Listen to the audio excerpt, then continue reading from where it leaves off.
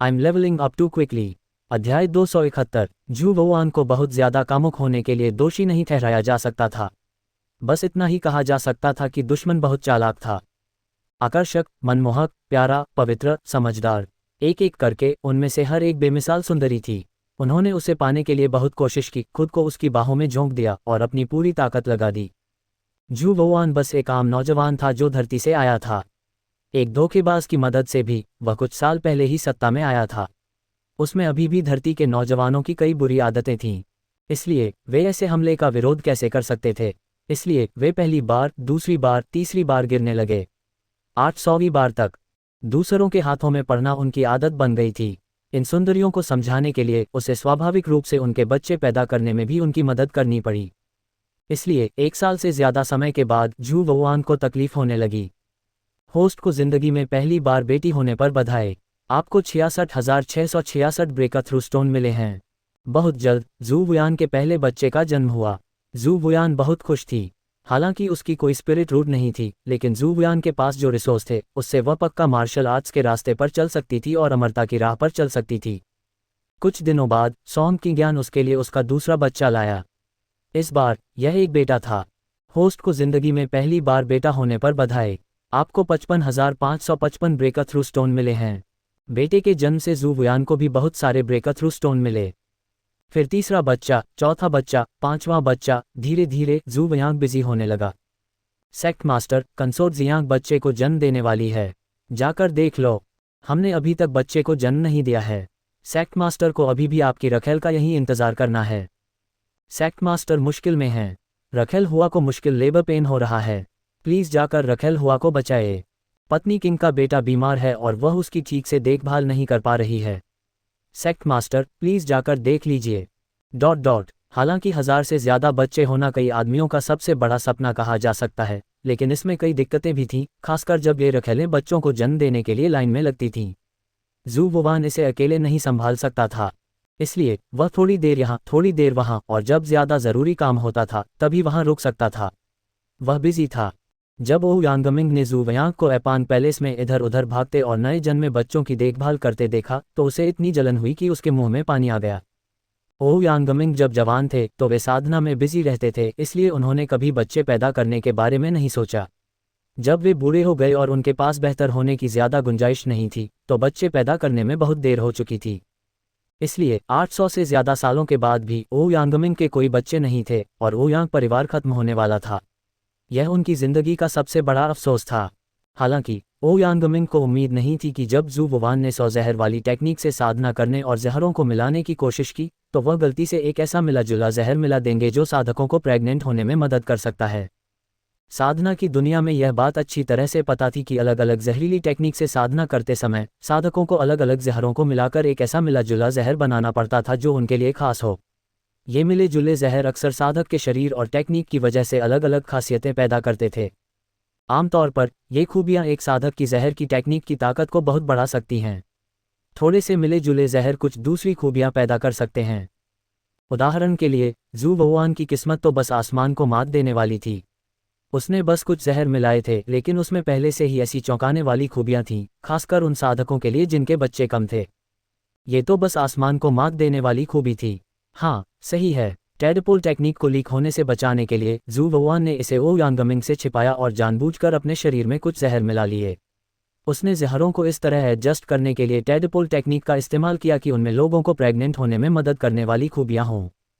जाहिर है जू वुआन ने ऐसी आसमान को मात देने वाली टेक्निक के बारे में किसी को बताने की हिम्मत नहीं की। ये तो छोड़ ही दीजिए कि एक बेगुनाह आदमी को खजाना रखने की सजा मिलेगी। सिर्फ अपने भविष्य के लिए जू वुआन टेडपोल टेक्निक पर अपना कब्जा करना चाहती थी और किसी को इसके बारे में कभी पता नहीं चलने देना चाहती थी। कोई चीज़ जितनी दुर्लभ होती है उतनी ही कीमती होती है। इस तरह का स्ट्रैटेजिक रिसोर्स स्वाभाविक रूप से उसके अपने हाथों में होना चाहिए था। इसलिए ओह यांगमिंग को सच्चाई नहीं पता थी। उसने सोचा कि यह वैसा ही है जैसा जू वुआन ने कहा था और यह उसके शरीर में मौजूद खास जहर का एक्स्ट्रा असर था। ओह यांगमिंग को उम्मीद नहीं थी कि जू वुआन ऐसी स्वर्ग को मात देने वाली टेक्निक बना सकता है। साधना की दुनिया में अनगिनत ताकतवर साधकों ने इसकी पढ़ाई की थी, लेकिन बदकिस्मती से कोई भी सफल नहीं हुआ था। अगर जू वुआन को दूसरी दुनिया के ज्ञान की मदद नहीं मिली होती और यह बात भी कि उसे गलती से एसेंस एडजस्ट करने की टेक्निक मिल गई होती तो वह टेडपोल टेक्निक नहीं बना पाता। सब कुछ एक इत्तेफाक था। साधना की दुनिया में किसी और साधक की इतनी अच्छी किस्मत नहीं थी।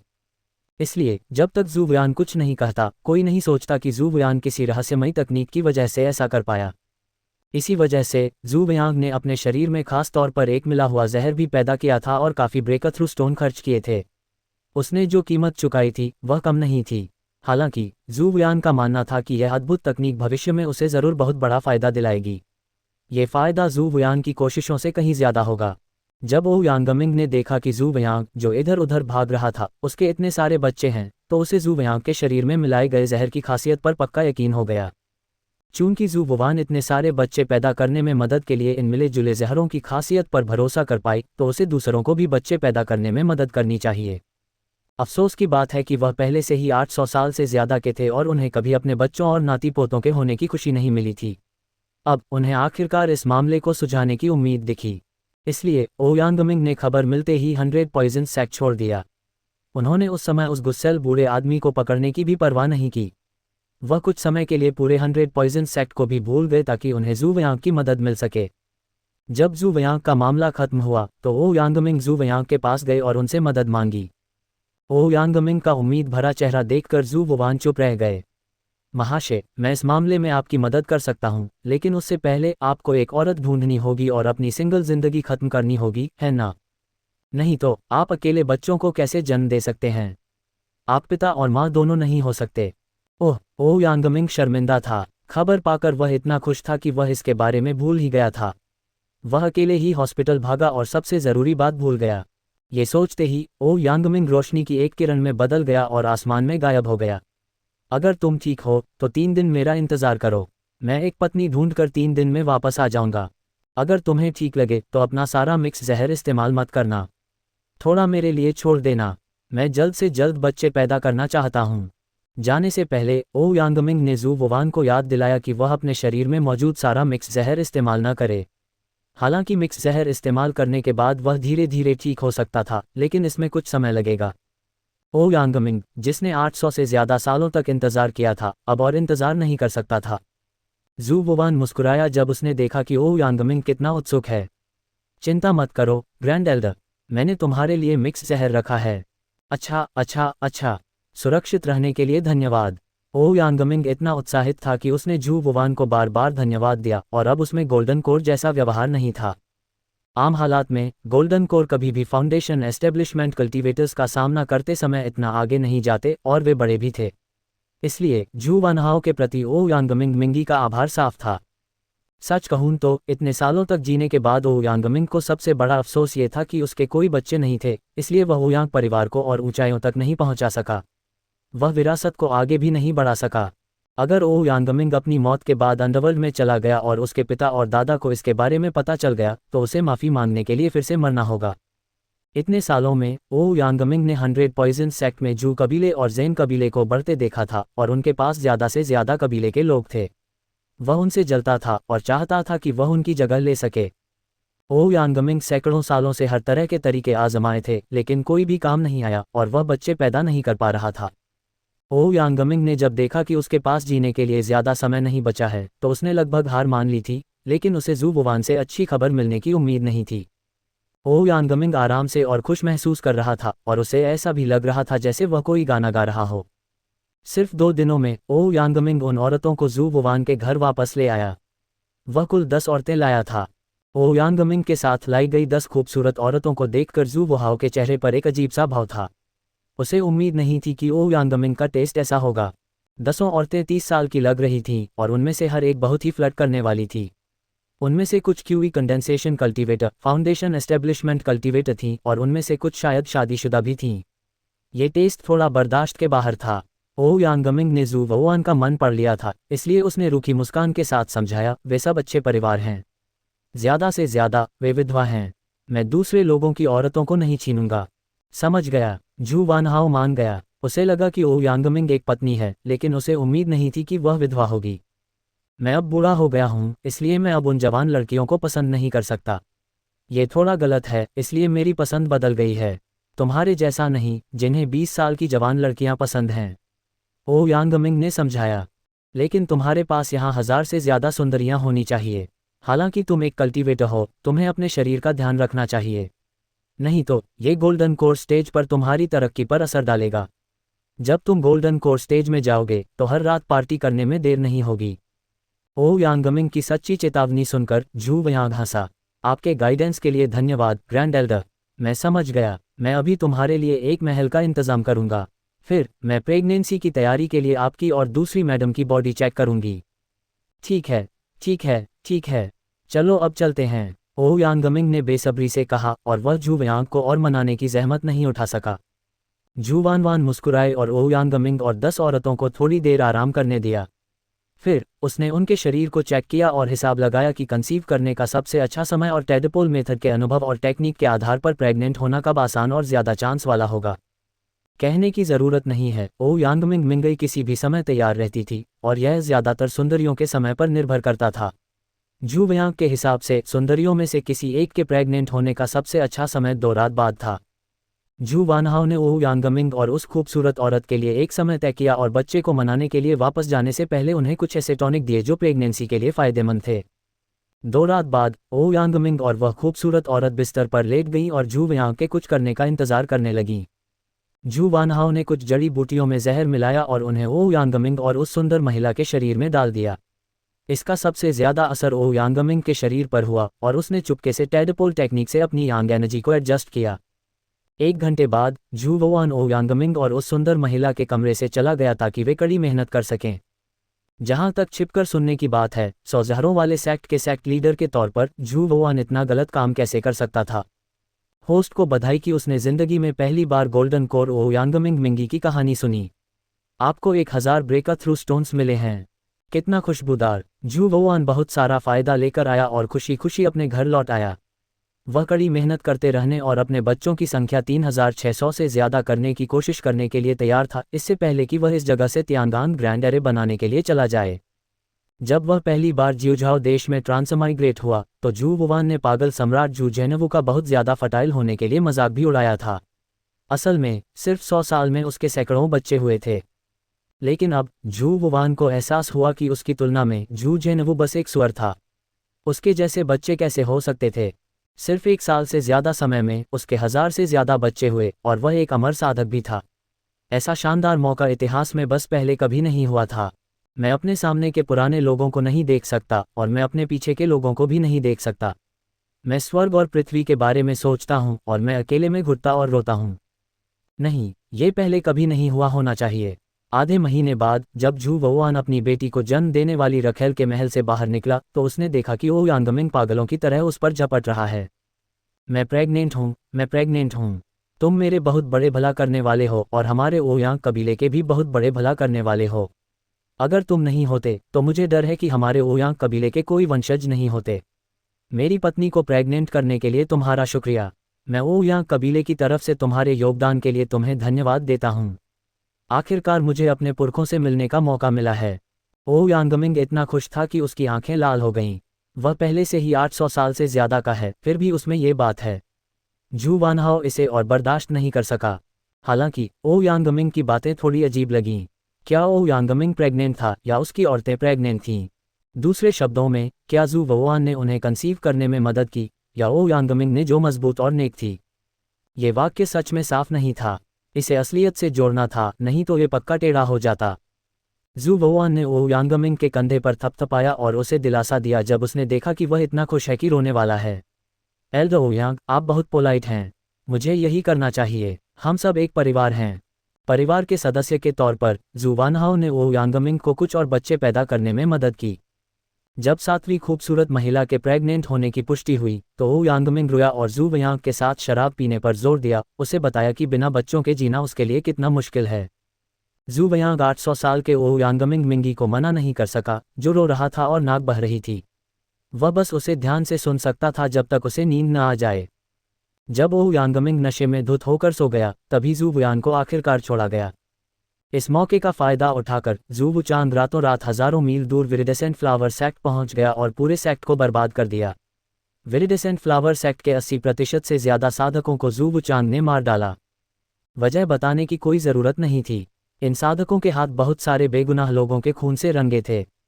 जिस साल वह प्रेगनेंसी और बच्चे के जन्म की तैयारी में बिजी था, झू वयांग ने आलस नहीं किया। अलग अलग अमर टेक्निक और मंत्रों को समझने और मिलाने के अलावा उसने इंसाफ बनाए रखने और 5 अमर साधना पंथों को साफ करने के लिए भी समय निकाला। इस समय 100 पॉइजन सेक्ट के आसपास हजारों मील के इलाके में पहले से ही 7 साधना पंथ थे जिन्हें झू वयांग ने साफ कर दिया था। सिर्फ 100 पॉइजन सेक्ट और रेड लीफ कल्ट, जो थोड़ा और दूर था, झू वयांग ने साफ नहीं किया था। इस दौरान इस इलाके के अलग अलग बड़े अमर साधना पंथों ने इस गुस्सैल बुरे आदमी झू वुआन को खोजने की कोशिश में कई बार हाथ मिलाया था। बदकिस्मती से वे कभी कामयाब नहीं हुए। इसके अलावा साधना पंथ झू वयांग से निपटने के लिए जितने ज्यादा जोशीले होते, उतनी ही तेजी से वे मर जाते। 100 पॉइजन सेक्ट ने पहले जो बड़ी मुसीबत झेली थी, उसकी वजह से वे इस मामले को लेकर ज्यादा उत्साहित नहीं थे। इसलिए झू वयांग ने इसे आखिर तक के लिए छोड़ दिया। जब झू वानवान ने इन अमर साधना सेक्ट को खत्म कर दिया, तो उनके छोड़े हुए रिसोर्स और दौलत का फायदा 100 पॉइजन सेक्ट और रेड लीफ सेक्ट को हुआ। 100 पॉइजन सेक्ट ने खास तौर पर इस इलाके के ज्यादातर रिसोर्स और खजाने हड़प लिए थे और इस इलाके का सबसे बड़ा अमर साधना सेक्ट बन गया था। दूसरे सेक्ट के कई नेक साधक जिन्हें झू वुआन ने नहीं मारा था, उन्हें 100 पॉइजन सेक्ट ने भर्ती कर लिया और वे इसका हिस्सा बन गए। रेड लीफ कल्ट ने भी काफी सारे साधकों को भर्ती किया था। उनमें से कुछ तो इस इलाके से भागकर और दूर चले गए थे। यह इलाका पहले ही 100 पॉइजन सेक्ट और रेड लीफ सेक्ट का इलाका बन चुका था। बेशक इस समय ये दो बड़े साधना समूह भी डर से कांप रहे थे। उन्हें डर था कि कहीं वह गुस्सैल बूढ़ा आदमी अगली बार उनके दरवाजे पर दस्तक न दे दे। दोनों बड़े समूहों के कई साधकों को पता था कि उनके शरीर पर जानलेवा आभा भारी थी, इसलिए वे चुपके से इस इलाके से भाग गए। झू वानहाओ ने उन्हें नहीं रोका। आखिर बहुत सारे साधक थे। झू वानहाओ अकेले उन्हें नहीं रोक सकता था, इसलिए उसने बस उन्हें नज़रअंदाज कर दिया। अगर उनका सामना उनसे होता या उन्हें सही खबर मिलती, तो झू वुआन उन्हें भी ढूंढता और उन्हें परलोक भेज देता, खासकर 100 जहरों वाले समूह के कुछ बुरे साधकों को। गुस्सैल बूढ़े आदमी झू वुआन ने अकेले ही हजारों मील के इस इलाके को राक्षसी साधकों के लिए मना किया हुआ इलाका बना दिया था। इस इलाके में किसी भी साधक ने ऐसा काम पहले कभी नहीं किया था। झू वानहाओ को यह उम्मीद नहीं थी कि ऑरस कोर स्टेज कल्टीवेटर के तौर पर ओह यांगमिंग में ज्यादा जानलेवा ऑरा नहीं था। हेवनली आई के ऑब्जर्वेशन के अनुसार ओह यांगमिंग ने पिछले 800 सालों में लगभग किसी भी बेगुनाह की जान नहीं ली थी, जिससे झू वानहाओ हैरान रह गए। कुछ इनडायरेक्ट पूछताछ के बाद झू वुआन को पता चला कि ओह यांगमिंग 800 साल से ज्यादा समय से अकेले में साधना कर रहे थे और उन्होंने 100 पॉइजन सेक्ट को नहीं छोड़ा था। ज्यादा से ज्यादा वह कभी कभी अपनी पत्नी को ढूंढने निकल जाते थे ताकि देख सकें कि क्या वह बच्चे पैदा कर सकते हैं, ताकि उनके हाथ बेगुनाहों के खून से सने न हों। इसलिए ओह यांगमिंग उस गुस्सैल बूढ़े आदमी के बहादुरी भरे कामों से नहीं डरते थे। हालांकि वह इस बात से परेशान थे कि 100 पॉइजन सेक्ट में 10,000 से कम ची रिफाइनमेंट स्टेज के कल्टीवेटर थे और सिर्फ लगभग 30 फाउंडेशन एस्टेब्लिशमेंट स्टेज के कल्टीवेटर थे। बाकी कल्टीवेटर कहाँ गए थे, इसका अंदाज़ा लगाना आसान था। झू वानहाओ ऊपर से परेशान लग रहे थे, लेकिन अंदर ही अंदर मुस्कुरा रहे थे। आखिर ऐसा करने से उन्हें और ब्रेक थ्रू स्टोन मिलेंगे। क्या अपने ही लोगों पर हमला करने का उनका इंप्रेशन काफ़ी गहरा नहीं था। झू वुआन एक बेरहम इंसान था जिसे कोई शर्म नहीं थी। रेड लीव सेक्ट की हालत भी ऐसी ही थी। सेक्ट में कल्टीवेटर की संख्या 10 में से 1 से भी कम थी और वे 100 पॉइजन सेक्ट के मुकाबले भी नहीं थे। इससे झू वानहाओ को थोड़ी हैरानी हुई। उसे उम्मीद नहीं थी कि 100 पॉइजन सेक्ट दूसरे अमर सेक्ट की तुलना में इंसानों के साथ सबसे अच्छा बर्ताव करेगा। ये जानना ज़रूरी था कि हज़ारों मील के इस इलाके में 100 पॉइजन सेक्ट और गो पॉइजन सेक्ट को बुरे सेक्ट के तौर पर जाना जाता था और बाकी सभी कल्टीवेशन सेक्ट उनसे डरते थे और उन्हें दुश्मन मानते थे। आखिर में वे अमर कल्टीवेशन सेक्ट ऊपर से नेक लगते थे, लेकिन उन्होंने 100 पॉइजन सेक्ट और गो पॉइजन सेक्ट जैसे बुरे सेक्ट पर हाथ डालने की हिम्मत नहीं की। इसके बजाय उन्होंने बिना किसी डर के अपने अधिकार क्षेत्र में आने वाले इंसानों का कत्लेआम कर दिया। बाहर से बाहरी लोगों से लड़ना और अंदर से एक स्पट से लड़ना, क्या ऐसा हो सकता है? कहा जाता था कि नेक पंथों में बहुत से पाखंडी होते हैं। अब ऐसा लग रहा था कि इसमें कुछ सच्चाई है। बस इतना था कि इस इलाके में बहुत सारे पाखंडी थे। 1 साल से ज्यादा की कड़ी मेहनत और अपने ही 100 जहर पंथ पर हमला करने के बाद झू वुआन ने बहुत सारे ब्रेकर थ्रू स्टोन कमाए थे। इन ब्रेकर थ्रू स्टोन की मदद से झू वुआन के डेंटियन में प्रिमोडियल दाओ गोल्डन कोर 2 अंगुलियों के साइज तक फैल गया।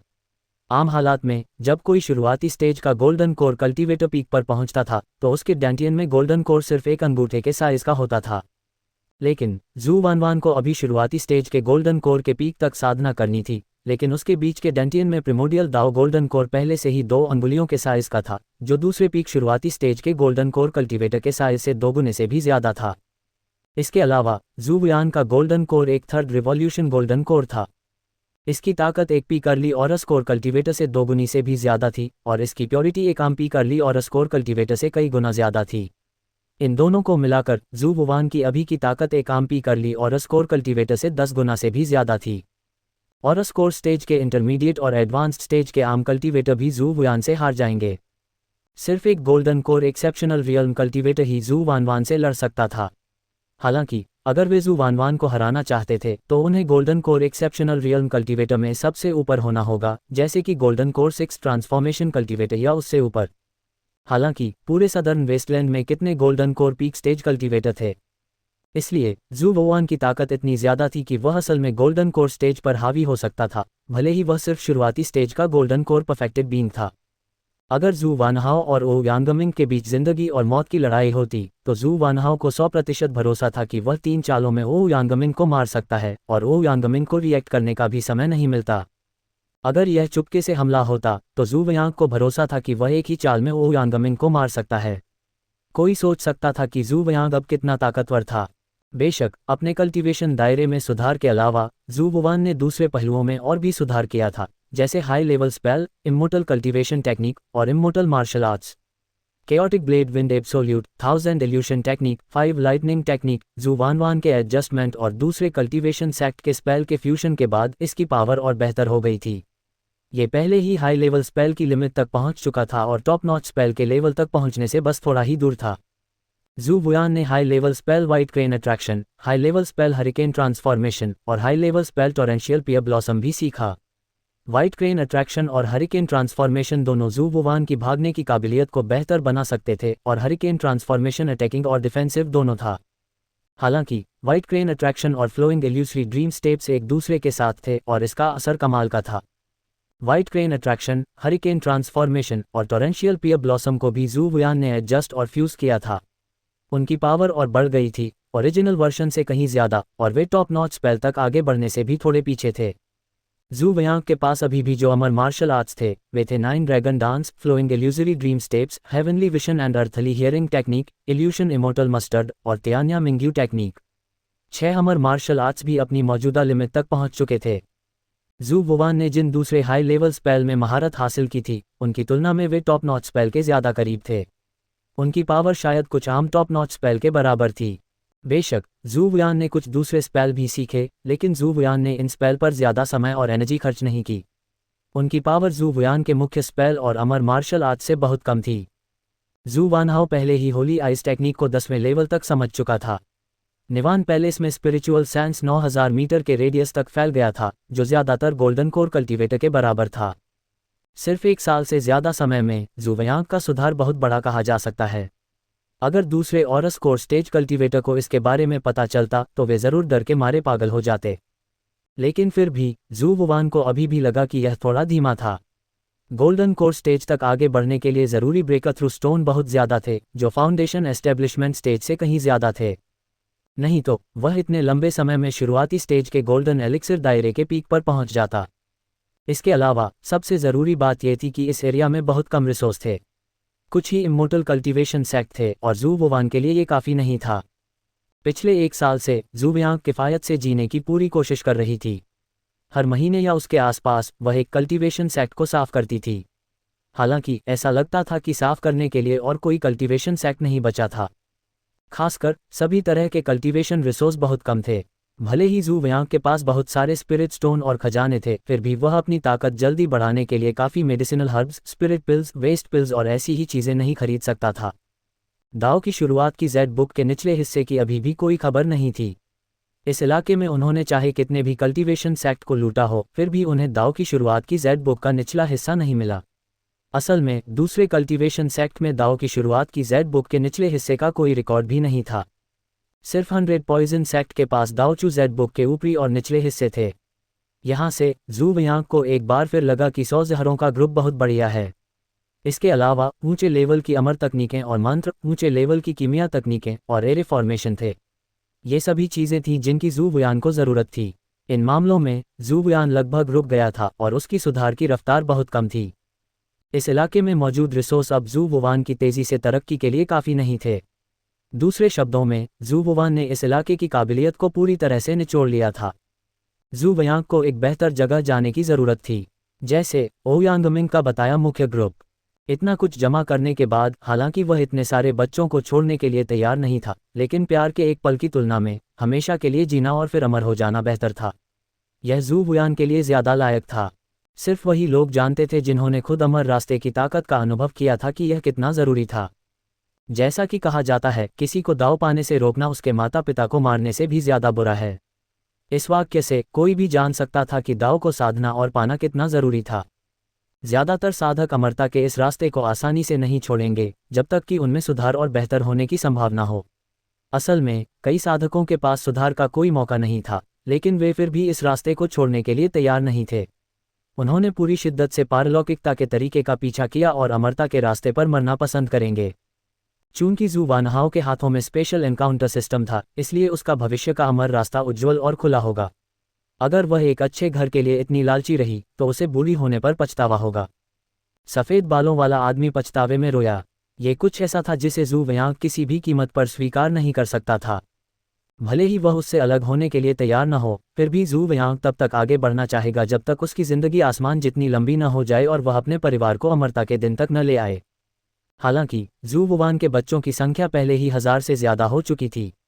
कुछ दशकों में ये बच्चे निश्चित रूप से उसके लिए कई पोते पोतियां लाएंगे और उसके पोते पोतियां उसके लिए और भी ज़्यादा परपोते परपोतियां लाएंगे। ऐसे हालात में अपने परिवार के साथ आगे बढ़ना बहुत मुश्किल होगा। जू वुयान शायद ऐसा भी नहीं कर पाएगा जब तक कि वह एक दिन सफल न हो जाए। केस सेंट। जू वुयान ने इस बारे में ज़्यादा नहीं सोचा।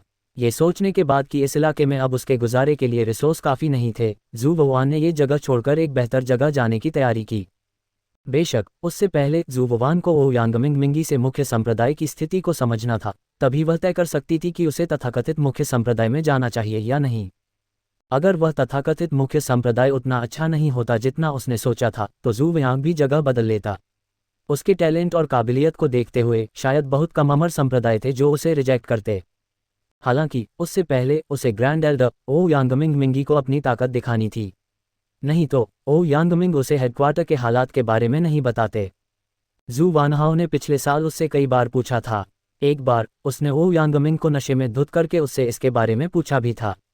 बदकिस्मती से वह बूढ़ा चुप था और उसने उसे हेडक्वार्टर के हालात के बारे में नहीं बताया, जिससे जू वानहाओ को और ज़्यादा खुजली होने लगी। ये देखकर कि ओयांगमिंग ने गोल्डन कोर स्टेज में आगे बढ़ने के बाद उसे मुख्य संप्रदाय के बारे में बताने का फैसला किया था, जू वयांग अभी के लिए हार मान सकता था।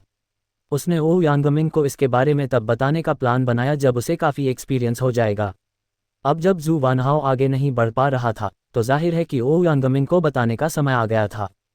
ओयांगमिंग उस समय प्रेग्नेंट मैडम के एक ग्रुप की देखभाल कर रहा था।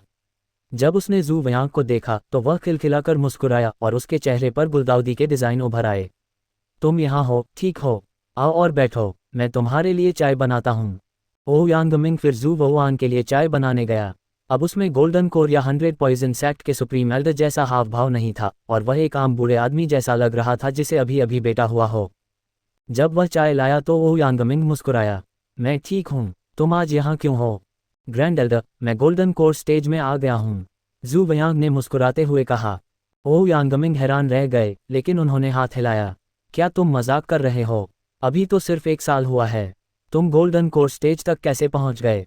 ये देखकर कि ओयांगमिंग को उस पर यकीन नहीं हुआ, जू वयांग ने बिना समय बर्बाद किए उसने अपना दाहिना हाथ हिलाया और एक सिल्वर एलिक्सिर पावर ड्रैगन जैसी आवाज़ के साथ आसमान में उछली। ओयांगमिंग के चेहरे के हाव भाव एकदम बदल गए जब उसने सिल्वर कोर फोर्स से ताकतवर एनर्जी में उतार चढ़ाव महसूस किया। सिल्वर कोर की पावर, गोल्डन कोर का तीसरा बदलाव। ये कैसे हो सकता है? ओयांगमिंग की आंखें लगभग बाहर निकल आईं। वह जू वुयान को हैरानी से घूर रहा था और उसे यकीन नहीं हो रहा था कि वह क्या देख रहा है। उसने भारी आवाज में कहा, तुमने ये कैसे किया? Rising crystal 2 QE। जू वुयान ने मुस्कुराते हुए कहा। तुम? ओयांगमिंग फिर से चौंका। क्या तुम सच कह रहे हो? तुम असल में QE बनाने के लिए राइजिंग क्रिस्टल के तरीके का इस्तेमाल करके ऑरस कोर स्टेज में आए थे, न कि असली एसेंस क्रिस्टल को पॉलिश करके। अगर ऐसा नहीं होता तो मैं इतने कम समय में ऑरस कोर स्टेज तक नहीं पहुंच पाता। गोल्डन कोर के तीसरे रिवॉल्यूशन का तो जिक्र ही नहीं, जू वुआन ने कहा। इसकी पिल पावर बहुत ज़्यादा प्योर है। लेकिन ओ यांगमिंग हकलाया, हालांकि क्रिस्टल से क्यूई बनाना बहुत खतरनाक और मुश्किल है। अगर तुम सावधान नहीं रहे तो तुम मारे जाओगे। तुमने ये कैसे किया? मेन ग्रुप में भी कुछ ही कल्टीवेटर हैं जो क्रिस्टल से ची बनाकर गोल्डन कोर स्टेज में जा सकते हैं। हो सकता है कि 10,000 में से एक भी फॉल्स को कल्टीवेटर ना हो। क्योंकि पिछले साल मेरे बहुत सारे बच्चे हुए हैं, इसलिए मैं हाल ही में अच्छे मूड में रहा हूँ। किसी वजह से मुझे एक एपिफेनी आ गई है। मेरे एपिफेनी के दौरान मेरे लिए क्रिस्टल फॉर्म से ची तक पहुँचना काफ़ी आसान है। कुछ ही घंटों में मैं सफलतापूर्वक क्रिस्टल फॉर्म से ची तक पहुँच गया और गोल्डन कोर स्टेज में कदम रख दिया। जू वुआन ने झूठ बोला। एक और एपिफेनी, या यूँ कहें कि उसे फिर से एपिफेनी हुई। ओ यांगमिंग, जो 800 से ज़्यादा साल जी चुके थे, अच्छी तरह जानते थे कि एपिफेनी होना कितना मुश्किल होता है। 99% से ज़्यादा साधकों को अपनी पूरी ज़िंदगी में एक बार भी एपिफेनी नहीं हो पाती। उन्हें अपनी 800 से ज़्यादा साल की ज़िंदगी में सिर्फ एक बार एपिफेनी हुई थी, और फिर भी ये कुछ ऐसा था जिसका उन्होंने मज़ा लिया और इसे अपनी ज़िंदगी भर की शान माना। लेकिन जू वनहाओ अलग थे। ये दूसरी बार होना चाहिए था जब उन्हें एपिफेनी हुई हो। पिछली बार उन्हें स्पिरिचुअल सेंस की शक्ति से एपिफेनी हुई थी, जिसने गोल्डन कोर दायरे में पहुंचने के लिए उनके लिए बहुत सारी रुकावटें दूर कर दीं। लेकिन इस बार उन्होंने सीधे ची के राइजिंग क्रिस्टल को समझा और गोल्डन कोर स्टेज में कदम रखा, और यह एक थर्ड रिवॉल्यूशन गोल्डन कोर भी था। इतने टैलेंट और समझ के साथ सबसे ज़रूरी चीज़ किस्मत थी। दूसरों के लिए इसे पकड़ना मुश्किल था। ज्ञान के अक्सर कुछ खास असर होते थे। यह एक साधक को किसी तरह के बदलाव और तेज़ी से सुधार की ओर ले जा सकता था। ज्ञान की मदद से जू वुआन के लिए क्रिस्टल क्यूई तक आगे बढ़ना उतना मुश्किल नहीं था। शायद इसी वजह से जू वयांग आसानी से क्रिस्टल फॉर्म तक पहुंच पाया और इस मौके का इस्तेमाल गोल्डन कोर के थर्ड रिवॉल्यूशन को पाने के लिए भी किया। कल्टीवेशन की दुनिया में बहुत से लोग जानते थे कि अगर वे ऑरस कोर स्टेज में जाने के लिए क्यूई बनाने के लिए क्रिस्टल पर चढ़ने के तरीके का इस्तेमाल करते हैं तो वे ऑरस कोर स्टेज के पहले बदलाव तक पहुंच पाएंगे। अगर वे लकी रहे तो वे ऑरस कोर स्टेज के दूसरे बदलाव तक पहुंच पाएंगे, और अगर वे लकी रहे तो वे ऑरस कोर स्टेज के तीसरे बदलाव तक पहुंच पाएंगे। जू वुआन जाहिर तौर पर ज़्यादा लकी लोगों में से एक था। उसने अभी अभी गोल्डन कोर स्टेज में कदम रखा था और उसका गोल्डन कोर पहले ही तीसरे रिवॉल्यूशन तक पहुंच चुका था। ओ यांगमिंग पूरी कहानी जानने के बाद बहुत खुश हुए। अच्छा, तुम कमाल के हो। मुझे लगा था कि ट्रू एसेंस क्रिस्टल को सफलतापूर्वक पॉलिश करने और गोल्डन कोर स्टेज में कदम रखने के लिए तुम्हें कम से कम 80 साल लगेंगे। मुझे उम्मीद नहीं थी कि तुम 1 साल से ज़्यादा समय में ही गोल्डन कोर स्टेज में कदम रख चुके होगे। अपने अभी के टैलेंट और काबिलियत से तुम मेन सेक्ट में आने के बाद एक ही स्टेप में टॉप पर ज़रूर पहुंच जाओगे। तुम एक अंदरूनी शिष्य बन जाओगे और तुम्हें बहुत सारे रिसोर्स और ट्रेनिंग मिलेगी। भविष्य में तुम्हारे नेसेंट सोल स्टेज में आगे बढ़ने की संभावना बहुत ज़्यादा है। ऐसे में क्या ग्रैंड एल्डर को मुझे मेन सेक्ट के बारे में नहीं बताना चाहिए? जू वयांग ने मुस्कुराते हुए कहा। ज़रूर, तुम अब गोल्ड कोर रेल्म के तीसरे ट्रांसफॉर्मेशन में हो, इसलिए तुम्हारी ताकत शायद मुझसे कम नहीं है। तुम इन चीज़ों के बारे में जानने के लिए नेचुरली क्वालिफाइड हो। ओ यांगमिंग ने सिर हिलाया। मैं पहले किसी से कुछ खाना और वाइन बनवाता हूँ। आज मैं तुम्हें मेन सेक्ट के बारे में सब कुछ डिटेल में बताऊंगा और तुम्हें बताऊंगा कि हमारे ओयांग परिवार के पुरखे कितने शानदार थे। ठीक है, जू वुआंग ने सिर हिलाया। जल्द ही शाही शेफ बहुत सारे अनोखे जानवर ले आए और टेबल भर दी। जू वुआन और ओ यांगमिंग एक दूसरे के सामने बैठकर ड्रिंक करते हुए बातें करने लगे। ओ यांगमिंग ने वाइन का एक ग्लास पीने के बाद आह भरी। मैं ठीक हूँ। तुम हमारे ओयांग क्लैन के बारे में क्या जानते हो? ये जू वुआन ने कुछ देर सोचने के बाद कहा। सेक्ट के लोगों के अनुसार 100 जहर सेक्ट को 1000 साल से भी पहले ऐसा नहीं कहा जाता था। इसके बजाय इसे जू ज़ेन इमोर्टल क्लैन कहा जाता था क्योंकि उस समय 100 पॉइजन सेक्ट मुख्य रूप से जू क्लैन और ज़ेन क्लैन ने बनाया था। लेकिन इस समय जू और ज़ेन क्लैन ग्रैंड एल्डर के दादा से मिले जो एक गोल्डन कोर भी थे। उस समय जू और ज़ेन क्लैन के पास गोल्डन कोर नहीं था, इसलिए उन्होंने आपके दादा को जू और ज़ेन इमोर्टल क्लैन की रक्षा करने के लिए बुलाया। तब से जू ज़ेन इमोर्टल सेक्ट का नाम बदलकर 100 पॉइजन सेक्ट कर दिया गया। उनकी ताकत बहुत बढ़ गई और उन्हें आपके दादा से भी बहुत मदद मिली, जिसकी वजह से आज 100 पॉइजन सेक्ट बना है। ऐसा लगता है कि आप बहुत कुछ जानते हैं। असल में जू और ज़ेन क्लैन ने मेरे दादा को गंभीर रूप से घायल देखकर बुरे इरादे रखे थे। मुझे उम्मीद नहीं थी कि मेरे दादा इसे समझ जाएंगे, इसलिए उन्होंने उन्हें एक छोटी सी चाल से डरा दिया, जिससे जू और ज़ेन क्लैन उनके सामने झुक गए। ओ यांगमिंग मुस्कुराए। मेरे दादाजी ने देखा कि जू और ज़ेन क्लैन अच्छा कर रहे थे, इसलिए उनके मन में कुछ और ही ख्याल आया। इसलिए वे यहाँ लंबे समय तक रहे और जू और ज़ेन इम्मोर्टल क्लैन का नाम बदलकर 100 पॉइजन सेक्ट रख दिया। उन्होंने मेन सेक्ट से मिली बहुत सारी कीमती किताबें और सीक्रेट मैनुअल आगे बढ़ा दिए। क्या मैं जान सकता हूँ कि सीनियर ओयांग कैसे घायल हुए? जू वयांग ने उत्सुकता से पूछा। ओयांगमिंग थोड़े उदास दिखे। उन्होंने दांत पीसते हुए कहा, मेरे दादाजी को हेडक्वार्टर में फंसाया गया था। फंसाया गया? जू वयांग हैरान रह गए। मेरे दादाजी का मेन सेक्ट में एक साथी था। वे दोनों इनर सेक्ट के शिष्य थे और वे दोनों गोल्डन एलिक्सिर दायरे के बीच के स्टेज पर थे। ओयांगमिंग ने सिर हिलाया। लेकिन बाद में समाज में ऊपर चढ़ने के लिए उस कल्टीवेशन पार्टनर ने मेरे दादाजी को फंसाया। आखिर में मेरे दादाजी को मेन ग्रुप से निकाल दिया गया। उस बदचलन औरत ने भी 100 जहर की लिस्ट में सबसे ऊपर रैंक वाले एक शिष्य की पत्नी और रखेल बनने का मौका लिया। उसके बाद मेरे दादाजी का उसके आदमियों ने शिकार किया और वे लगभग मारे ही गए थे। वे बाल बाल बचकर इस सुनसान जगह पर आ गए। हालांकि इस वजह से उनकी नींव खराब हो गई। वे नेसेंट सोल स्टेज में कदम रख सकते थे, लेकिन आखिर में उन्होंने कभी कोई तरक्की नहीं की। उन्हें जिंदगी भर इसका पछतावा रहा। जू वुवान चुप थी। क्या फिर से एक आदमी और एक औरत के बीच वही बात थी? जू वुवान जब धरती पर थी तो उसने बहुत कुछ देख लिया था, लेकिन उसे उम्मीद नहीं थी कि दूसरी दुनिया में उसे इतनी बड़ी चीज मिलेगी। हालांकि धरती पर हुए धोखे की तुलना में यहाँ का धोखा कहीं ज्यादा दुखद था। पूर्वज ओयांग को बदकिस्मत माना जा सकता है कि उसे ऐसी औरत मिली जो उससे बहुत प्यार करती थी। उसे डर था कि वह अपने परिवार को सपोर्ट नहीं कर पाएगा और उनके होने वाले बच्चों की देखभाल नहीं कर पाएगा, इसलिए उसने पूर्वज ओयांग को जल्दी ही घर से निकाल दिया और एक बेहतर पार्टनर ढूंढ लिया। क्या यह अमर दुनिया का वर्जन नहीं है उस पत्नी का जो मुझसे इतना प्यार करती है कि किसी और के साथ भाग गई? इसमें और उसकी पत्नी के धरती वाले वर्जन में फ़र्क ये था कि उसकी पत्नी का अमर दुनिया वाला वर्जन बहुत गुस्सैल था। वह भाग गई, लेकिन वह असल में उसे मारना चाहती थी। वह अपने एक्स के बारे में बहुत परेशान थी। उसे डर था कि वह भविष्य में ठीक से नहीं जी पाएगा, इसलिए उसने स्वर्ग की पूजा करने के लिए उसे मार डाला ताकि भविष्य में उसे कोई तकलीफ न हो। बूढ़े सीनियर ओयांग के साथ सच में गलत हुआ था। मेरे दादाजी के टैलेंट से वह गोल्ड कोर स्टेज तक पहुंच सकते थे और नेसेंट सोल स्टेज तक पहुंच सकते थे। वह 3000 साल तक जी सकते थे और ओयांग परिवार बेहतर हो जाता, ओयांगमिंग ने नफरत से कहा। लेकिन उस कुतिया की वजह से उसका भविष्य बर्बाद हो गया। मेरे पिता भी गोल्डन कोर स्टेज में जाना चाहते थे क्योंकि उनके पास अपनी कल्टीवेशन के दौरान रिसोर्स की कमी थी। आखिर में उनकी मौत हो गई और उनका डाउ गायब हो गया। उस कुतिया की वजह से हमारा ओयांग परिवार दुखी था। तो अगर मेन सेक्ट में आने के बाद भविष्य में तुम्हारी ताकत बढ़ती है, अगर इससे तुम्हारी कल्टीवेशन पर असर नहीं पड़ता है, तो प्लीज़ हमारे ओयांग क्लैन की मदद करो ताकि इस कमीने को मारकर हमारे खून के झगड़े का बदला लिया जा सके। ग्रैंड एल्डर, चिंता मत करो, यह मामला मुझ पर छोड़ दो, जू वयांग ने कहा। वह कुतिया शुरू से ही टैलेंटेड है और अपने पति के परिवार की मदद से वह शायद पहले ही नेसेंट सोल स्टेज तक पहुंच गई होती।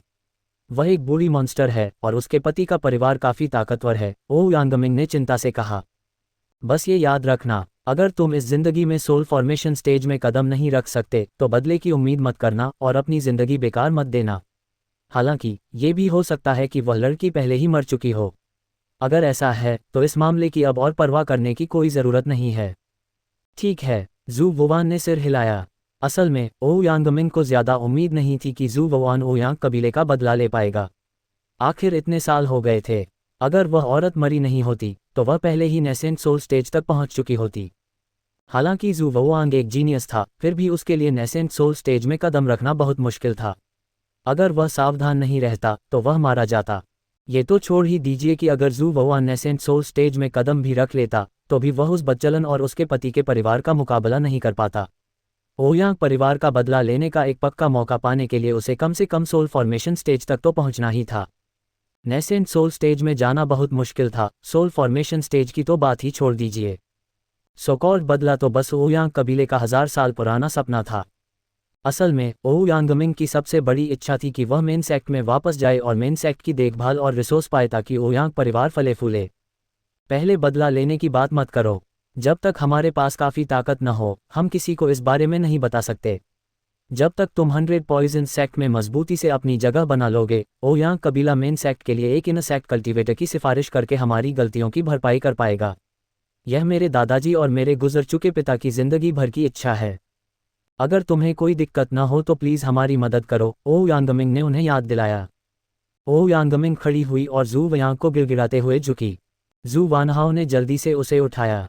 अगर ग्रैंड एल्डर की मदद न होती तो मैं मेन सेक्ट में नहीं आ पाता। भविष्य में मेन सेक्ट में आने के बाद मुझे भी ऐसा ही करना होगा। ग्रैंड एल्डर, आपको इतना विनम्र होने की ज़रूरत नहीं है। अपने टैलेंट से हमारे ओयांग कबीले के टोकन के बिना भी आप आसानी से मेन सेक्ट में आ सकते हैं। तो अगर हम सफल हो गए तो ओयांग परिवार आपका बहुत बड़ा एहसान मानेगा। अगर भविष्य में आपको हमारी ज़रूरत पड़ी तो हम मना नहीं करेंगे। ओ यांगमिंग कड़वी मुस्कान के साथ बोला। ये देखकर कि ओ यांगमिंग का परिवार तथाकथित मेन सेक्ट के प्रति इतना जुनूनी था, जू वानहाओ खुद को ये पूछे बिना नहीं रख सका, ग्रैंड एल्डर, इतनी देर बात करने के बाद भी आपने मुझे अभी तक ये नहीं बताया कि कौन सा सेक्ट मेन सेक्ट है। क्या मैं हमारे 100 जहर वाले सेक्ट के मेन सेक्ट का नाम जान सकता हूँ? मेरी तरफ देखो, मैं तो तुम्हें ये बताना भी भूल गया। 10,000 जहर वाला सेक्ट ये 100 जहर वाले सेक्ट का मेन सेक्ट है। ओ यांगमिंग अजीब तरह से मुस्कुराए। ओह, जू वान चुप रह गई। तो पता चला कि 100 जहर वाले सेक्ट के 100 शब्दों की जगह 10,000 शब्द आ गए थे।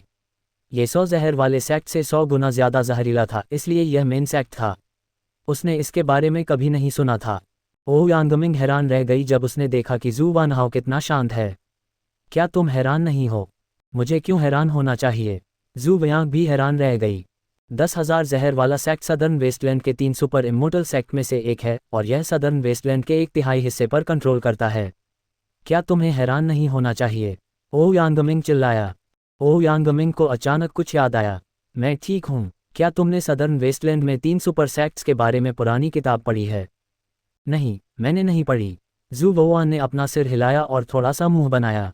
मैंने लाइब्रेरी पीक की सारी किताबें देख ली हैं, लेकिन मुझे नहीं लगता कि ऐसी कोई किताब है। क्या ग्रैंड एल्डर को गलत याद आ गया? ओ यांगमिंग हैरान रह गया। उसने कुछ देर सोचा और फिर कहा, मुझे लगता है कि मेरे पिता ने ये पुरानी किताब कुछ 100 साल पहले रखी थी। उन्होंने कहा कि 100 पॉइजन सेक्ट के साधकों को इसे पढ़ने के बाद दिल डगमगाता हुआ महसूस हुआ और उनके मन में कुछ ऐसे ध्यान भटकाने वाले विचार आए जो उन्हें नहीं आने चाहिए थे, इसलिए उन्होंने इसे जला दिया। मैं बहुत समय बाद इसके बारे में भूल गया। ये जू वोआन चुप था। ओ यांगमिंग ने सूखी हंसी हंसते हुए कहा, क्योंकि तुम्हें सुपर सेक्ट्स के बारे में कुछ नहीं पता, इसलिए मैं तुम्हें सीधे बताता हूँ। हालांकि हमारे दक्षिणी बंजर इलाके को बंजर ज़मीन कहा जाता है, जिसका मतलब है कि स्वर्ग और पृथ्वी की स्पिरिचुअल एनर्जी काफ़ी कम है और सभी तरह के रिसोर्स भी काफ़ी कम हैं। ये सिर्फ पूरे डोंगयुआन कॉन्टिनेंट के हिसाब से है। असल में हमारे दक्षिणी बंजर इलाके में कई जगहों पर स्वर्ग और पृथ्वी की स्पिरिचुअल एनर्जी और रिसोर्स की मात्रा दूसरे इलाकों से कम नहीं है। दक्षिणी बंजर इलाके के 3 सुपर सेक्ट्स के कब्जे वाले इलाके बहुत अमीर इलाके हैं। अगर ऐसा है तो मुझे हैरानी है कि जिस इलाके में 3 सुपर इमोर्टल सेक्ट्स हैं, वहाँ के रिसोर्स हमारे मुकाबले कितने गुना ज़्यादा हैं। जू वयांग की आंखें चमक उठीं और उसने बेसब्री से पूछा, ये 1000 गुना या उससे भी ज़्यादा है और यहाँ स्वर्ग और पृथ्वी की स्पिरिट क्यूई दर्जनों गुना ज़्यादा घनी है। ओ यांगमिंग ने गंभीरता से कहा। इस बार, जू वानहाओ ने हौंकते हुए कहा। अगर वह इतनी बड़ी मात्रा में रिसोर्स लूट सकता है तो उसने सोचा कि उसे कितने ब्रेकथ्रू स्टोन मिल सकते हैं। ये निश्चित रूप से कोई छोटी संख्या नहीं थी। जहाँ तक स्वर्ग और पृथ्वी की आध्यात्मिक ऊर्जा के कॉन्सेंट्रेशन की बात है, ये सेकेंडरी था। आखिरकार जू वोआन की साधना में स्वर्ग और पृथ्वी की आध्यात्मिक ऊर्जा की ज़्यादा ज़रूरतें नहीं थीं। उस पर सबसे बड़ी रोक अलग अलग रिसोर्स और खजाने थे। जब तक उसके पास काफ़ी स्वर्ग और पृथ्वी के खजाने, हाई ग्रेड स्पिरिट पिल्स और इसी तरह की चीज़ें थीं, जू वयांग की ताकत बढ़ती जाएगी और उसके अभी के सुधार की स्पीड से कहीं ज़्यादा हो जाएगी। सिर्फ इसी आधार पर जू वयांग को लगा कि उसे मुख्य संप्रदाय 1000 पॉइजन संप्रदाय की ओर जाना चाहिए। ये सोचकर जू वोआन ने पूछा, ग्रैंड एल्डर, मुझे हैरानी है कि हमारा 10,000 पॉइजन सेक्ट कितना बड़ा है। क्या हमारे पास इसकी रखवाली करने वाले कोई एक्सपर्ट हैं? नेसेंट सोल से ऊपर कौन सा लोक है? सबसे ताकतवर एक्सपर्ट किस स्टेज पर पहुंच गया है? हेडक्वार्टर कितना बड़ा है? जू वोआन का सवाल सुनकर ओ यांगमिंग मुस्कुराए। मुख्य सेक्ट बहुत बड़ा नहीं है। यह ओरिजिनल 9 झाओ नेशन के सिर्फ 3000 लोगों जितना बड़ा है। ये 99 पहाड़ों की रेंज में बटा हुआ है। उद्धरण चिन्ह। जू वानहाओ हैरान रह गया। जैसा कि एक सुपर इमोर्टल सेक्ट से उम्मीद थी, इसका इलाका सच में बहुत बड़ा था। ओरिजिनल 9 झाओ कंट्री लगभग 10 मिलियन स्क्वायर किलोमीटर का था, जो धरती के साइज का 50वां हिस्सा था। क्योंकि 1000 पॉइजन सेक्ट 3000 9 झाओ कंट्रीज जितना बड़ा था, इसलिए ये धरती के साइज का लगभग 60 गुना था। ये 10 बिलियन स्क्वायर किलोमीटर से भी ज़्यादा था। हालांकि डोंगयुआन कॉन्टिनेंट बहुत बड़ा था और अकेले सदर्न वाइल्डनेस हज़ारों धरती जितना बड़ा था, एक सुपर इमोर्टल सेक्ट के तौर पर इसका एरिया थोड़ा छोटा था। हालांकि अगर वहाँ रिच रिसोर्स और रिच स्पिरिचुअल एनर्जी थी तो ये बुरा नहीं था। हालांकि यह अभी भी ओयांगमिंग के इस घमंडी दावे से बहुत दूर था कि उसने सदर्न वेस्टलैंड के 1/3 हिस्से पर कब्जा कर लिया है। हालांकि झू वुआन ओयांगमिंग की रिक्वेस्ट को मना नहीं करेगी, इसलिए उसने मुस्कुराते हुए कहा, मेन सेक्ट काफ़ी बड़ा है। ये हमारे 100 पॉइजन सेक्ट के अधिकार क्षेत्र वाले इलाके से सैकड़ों गुना बड़ा है। हाहा, ओयांगमिंग ने झू वानहाओ की बातें सुनकर जोर से हंसा। मैं ठीक हूँ, मैं सिर्फ उस इलाके की बात कर रहा हूँ जहाँ मुख्य सेक्ट है। दूसरे शब्दों में, हमारे 10,000 पॉइजन सेक्ट का हेडक्वार्टर सिर्फ 10 अरब स्क्वायर किलोमीटर से ज़्यादा है। झू वयांग हैरान रह गया और वहीं जम गया। So called headquarter 100 poison sect के माउंटेन गेट की जगह जैसा ही था। इसमें 100 पॉइजन सेक्ट के अधिकार क्षेत्र में आने वाले सभी सेक्युलर राजवंश शामिल नहीं थे। ये जानना ज़रूरी था कि 100 पॉइजन्स का हेडक्वार्टर सिर्फ हज़ारों स्क्वायर किलोमीटर का था, लेकिन इसका राज 100 मिलियन स्क्वायर किलोमीटर से ज़्यादा के एरिया पर था। लेकिन अकेले 1000 पॉइजन सेक्ट का हेडक्वार्टर 10 बिलियन स्क्वायर किलोमीटर से ज़्यादा का था। इसके अधिकार क्षेत्र में कितना बड़ा एरिया था? ये कम से कम 10 ट्रिलियन स्क्वायर किलोमीटर तो होना ही चाहिए। नहीं तो यह इतने बड़े हेडक्वार्टर और इतने सारे कल्टीवेटर को कैसे सपोर्ट कर सकता था?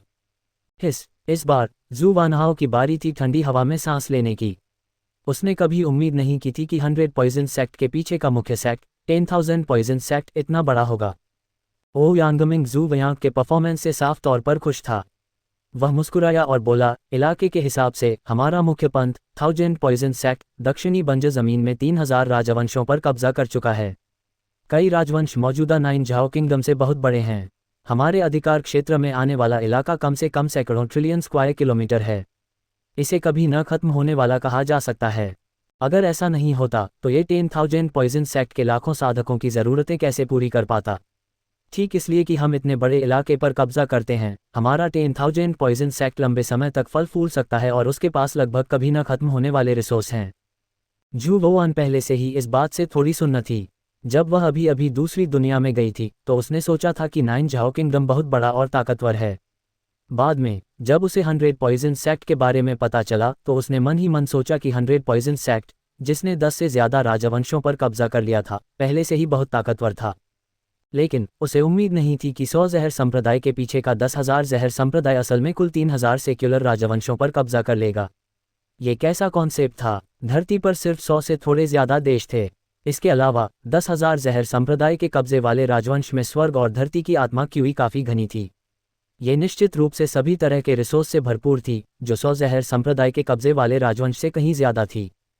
सीधे शब्दों में कहें तो 100 जहर संप्रदाय के कब्जे वाले दर्जन भर राजवंशों की मिली जुली ताकत 10,000 जहर संप्रदाय के एक राजवंश की ताकत के सामने भी नहीं टिक सकती थी। इतना बड़ा राक्षस तो बिल्कुल भी नहीं सुना था। पृथ्वी का जिक्र करने की कोई ज़रूरत नहीं थी। कई फिल्मों और टेलीविज़न शो में भी ऐसी डरावनी ताकतें नहीं थीं। ओयांगमिंग ने हैरानी से कहा, इतने बड़े इलाके में 10,000 पॉइजन सेक्ट के पास अपने आप अनगिनत रिसोर्स हैं, इतने कि आम साधक उनकी कल्पना भी नहीं कर सकते। जब तक आप 10,000 पॉइजन सेक्ट में शामिल होते हैं, तब तक एक आम इनर सेक्ट शिष्य भी हर महीने सैकड़ों लो ग्रेट स्पिरिट स्टोन के बराबर रिसोर्स पा सकता है। अगर आप इनर सेक्ट शिष्य बन जाते हैं तो ये संख्या दर्जनों गुना बढ़ जाएगी। कई खास रिसोर्स और किताबें भी हैं जिनकी तुलना आम आउटर सेक्ट शिष्य नहीं कर सकते। आउटर सेक्ट शिष्यों और इनर सेक्ट शिष्यों के ऊपर मशहूर सच्चे शिष्य होते हैं। हर सच्चा शिष्य 10,000 पॉइजन सेक्ट का सच्चा चमत्कार होता है। उन्हें हर महीने जो मिलता है वह अब कोई फिक्स्ड मंथली सैलरी नहीं है, बल्कि 10,000 पॉइजन सेक्ट के रिसोर्स का एक हिस्सा बांटने का अधिकार है। ये रकम हैरान करने वाली है, इनर सेक्ट शिष्यों की तुलना में हजारों गुना ज़्यादा। सिर्फ इतना ही नहीं, पुराने शिष्य भी 1000 पॉइजन सेक्ट के कई ऐसे राज पाने के काबिल होते हैं जो आगे नहीं बढ़ते, जैसे खास अमृत, शानदार साधना की जगहें, कई दुर्लभ पुरानी किताबें और अमर तकनीकें, और यहाँ तक कि मालिकाना हक भी। कई रिसोर्स पॉइंट और सेक्युलर राजवंश। झू वानवान फिर से हॉन्फिने से खुद को रोक नहीं पाया। अंदर के पंथ के शिष्यों के साथ ऐसा बर्ताव पहले से ही बहुत डरावना था। हजारों घटिया स्पिरिट स्टोन की महीने की सैलरी तो यकीन ही नहीं होता। किसी को पता होना चाहिए था कि 100 जहर पंथ की सालाना इनकम सिर्फ इतनी ही थी। लेकिन 10,000 जहर पंथ में अंदर के पंथ के एक शिष्य को हर महीने इतनी बड़ी सैलरी मिल सकती थी। ये सच में बहुत ज़्यादा था। सच्चे शिष्यों का जिक्र करने की कोई ज़रूरत नहीं थी। हर महीने कम से कम लाखों घटिया स्पिरिट स्टोन का इस्तेमाल अनगिनत अच्छी चीज़ें खरीदने के लिए किया जा सकता था, जिससे झू वुआन की ताकत आसमान छू सकती थी। इसके अलावा ये तो सच्चे शिष्यों के फ़ायदों का बस एक हिस्सा था। दूसरी खास स्पिरिट जड़ी बूटियां और खास खजाने की ज़मीनें ज़रूर ज़्यादा कीमती होंगी। ये सोचकर जू वुआन की आंखें लाल हो गईं। मैं सोच रहा हूं कि अगर मैं 10,000 पॉइजन सेक्ट का इनर डिसाइपल या लेगेसी डिसाइपल बनना चाहता हूं तो क्या ज़रूरतें होंगी। अगर तुम 100 साल की उम्र से पहले ऑरस कोर स्टेज में पहुंच जाते हो तो तुम 10,000 पॉइजन सेक्ट के इनर सेक्ट डिसाइपल बन सकते हो। अगर तुम 300 साल की उम्र से पहले नेसेंट सोल रेल्म में पहुंच जाते हो तो तुम 10,000 पॉइजन सेक्ट के लेगेसी डिसाइपल बन सकते हो। साथ ही तुम अपनी कल्टीवेशन के दौरान बहुत ज़्यादा एलिक्सिर नहीं ले सकते। अगर तुम्हारी सफलता के बाद तुम्हारी नींव अस्थिर है और तुम्हारी क्षमता पर असर पड़ता है तो तुम इन या लेगेसी डिसाइपल बनने के काबिल नहीं होगे, ओ यांगमिंग ने गहरी आवाज़ में कहा। मुझे लगा था कि तुम्हारे टैलेंट और काबिलियत से तुम 100 साल की उम्र से पहले गोल्डन कोर स्टेज में पहुंच सकते हो। ये पहले से ही बहुत अच्छा है, लेकिन मुझे उम्मीद नहीं थी कि तुम मुझे इतना बड़ा सरप्राइज दोगे। आप 20 साल की उम्र में गोल्डन कोर स्टेज में पहुंच सकते हैं और आप गोल्डन कोर स्टेज के तीसरे ट्रांसफॉर्मेशन पर भी हैं। ऐसे टैलेंट और काबिलियत के साथ आप पक्का एक इनर डिसाइपल बन सकते हैं और इनर डिसाइपल के बीच आपकी वैल्यू और भी ज़्यादा होगी। ओ यांगमिंग बहुत खुश हुए। अगर आपको भविष्य में ज्ञान जैसा मौका मिलता है और आप 300 साल की उम्र से पहले नेसेंट सोल स्टेज में पहुंच जाते हैं तो आप 10,000 पॉइजन सेक्ट में से किसी एक के सक्सेसफुल डिसाइपल बन सकते हैं। उस समय आप सच में चमकेंगे और पूरा सदर्न वेस्टलैंड आपको सर झुका देगा। 10,000 पॉइजन सेक्ट के हर लेगेसी डिसाइपल को एक बेमिसाल हेवंस फेवरेट माना जा सकता है। उन्हें एक अमर सेक्ट का क्राउन प्रिंस कहलाने का हक है। उन्हें भविष्य में सेक्ट लीडर की पोजीशन के लिए मुकाबला करने का हक है। माइरियर पॉइजन सेक्ट मास्टर। ओ यांगमिंग की बातें सुनकर जू वुआन हैरान रह गए। वह पहले से ही ओ यांगमिंग जैसा था। जू वानहाओ को उम्मीद नहीं थी कि 10,000 पॉइजन सेक्ट के पुराने शिष्य के तौर पर वह असल में 10,000 पॉइजन सेक्ट के सेक्ट मास्टर की पोस्ट के लिए मुकाबला करने के लायक होगा। आखिर 10,000 पॉइजन सेक्ट सदर्न वेस्टलैंड में एक सुपर इमोर्टल सेक्ट था और सदर्न वेस्टलैंड के इलाके के एक हिस्से पर उसका कब्जा था। 3,000 एम्पायर कितने बड़े थे। जू वुआन के शौक को देखकर ओ यांगमिंग मुस्कुराया। ये सही है, जब तक तुम प्रो डिसाइपल बन सकते हो तुम्हारे पास 1000 पॉइजन सेक्ट का सेक्ट लीडर बनने का मौका होगा। तुम पूरे 1000 पॉइजन सेक्ट के कंट्रोल में होगे और तुम्हारे पास अनलिमिटेड रिसोर्स होंगे। तुम सदर्न वेस्टलैंड में सबसे ताकतवर इंसान होगे। लेकिन 300 साल की उम्र से पहले नेसेंट सोल स्टेज तक पहुंचना पहले से ही बहुत मुश्किल है। और आप बहुत ज़्यादा एलिक्सिर नहीं ले सकते और आपकी साधना की नींव बहुत मजबूत होनी चाहिए। इसलिए 10,000 पॉइजन सेक्ट का लेगेसी डिसाइपल बनना जितना आप सोचते हैं उससे कहीं ज़्यादा मुश्किल है। जितना आप कर सकते हैं उससे ज़्यादा न करें। ज़रूरी है कि आप डटकर लड़ें। ग्रैंड एल्डर सही कह रहे हैं। मुझे याद है। जू वुआन ने सिर हिलाया। यह अच्छा है, ओ यांगमिंग खुशी से मुस्कुराए। असल में आपको बहुत ज़्यादा उम्मीद करने की ज़रूरत नहीं है। 10,000 पॉइजन सेक्ट में हज़ारों गोल्डन कोर कल्टीवेटर में से शायद एक भी सच्चा डिसाइपल ना हो। सेक्ट में एक अंदरूनी डिसाइपल होना पहले से ही कमाल की बात है। जब तक आप अपनी ज़िंदगी में नेसेंट सोल स्टेज में कदम रख सकते हैं आपको पहले से ही पैट्रियार्क कहा जा सकता है। भविष्य में तुम्हारे लिए अमर संप्रदाय बनना बहुत आसान होगा। ओ यांगमिंग को अचानक याद आया कि जू वयांग सिर्फ 20 साल का था, लेकिन वह पहले ही गोल्डन कोर स्टेज तक पहुंच चुका था और गोल्डन कोर स्टेज का तीसरा ट्रांसफॉर्मेशन हासिल कर चुका था। इससे पहले ओ यांगमिंग ने सोचा था कि जू वुआन के लिए 80 साल के अंदर गोल्डन कोर स्टेज तक पहुंचना पहले से ही मुश्किल था, लेकिन जू वुआन ने उसे सच बताकर मुंह पर जोरदार तमाचा मारा था। चूंकि जू वानहाओ 20 साल की उम्र में गोल्डन कोर स्टेज तक पहुंच गई थी, इसलिए भविष्य में अभी भी 280 साल बाकी थे। वह शायद नेसेंट सोल स्टेज तक भी पहुंच जाए। लगता है उसने जू वयांग को कमाका था। जू वानहाओ के चेहरे पर हल्की सी मुस्कान देखकर ओ यांगमिंग को थोड़ा अजीब लगा। बेशक, मैं बस अपने अनुभव से बोल रहा हूँ। तुम्हें इसे दिल पर लेने की ज़रूरत नहीं है। अगर हो सके तो हिम्मत से आगे बढ़ने की पूरी कोशिश करो और अपनी साधना की नींव पर असर न पड़ने दो। अगर मैं 10,000 जहर संप्रदाय का उत्तराधिकारी शिष्य बनने के लिए काफ़ी खुशकिस्मत रहा तो मेरा भविष्य असीमित होगा। मैं निश्चित रूप से दक्षिणी बंजर भूमि की साधना दुनिया के टॉप लोगों में से एक बनूंगा। ये कुछ ऐसा ही लगा। जू वुआन मुस्कुराया और सिर हिलाया। भले ही चेहरे पर थप्पड़ खाना अच्छा लगा, फिर भी जू वयांग को वह थोड़ा खुश था। आखिरकार हर बार जब उसके चेहरे पर थप्पड़ पड़ता तो उसे अच्छी मात्रा में ब्रेक थ्रू स्टोन मिल जाते।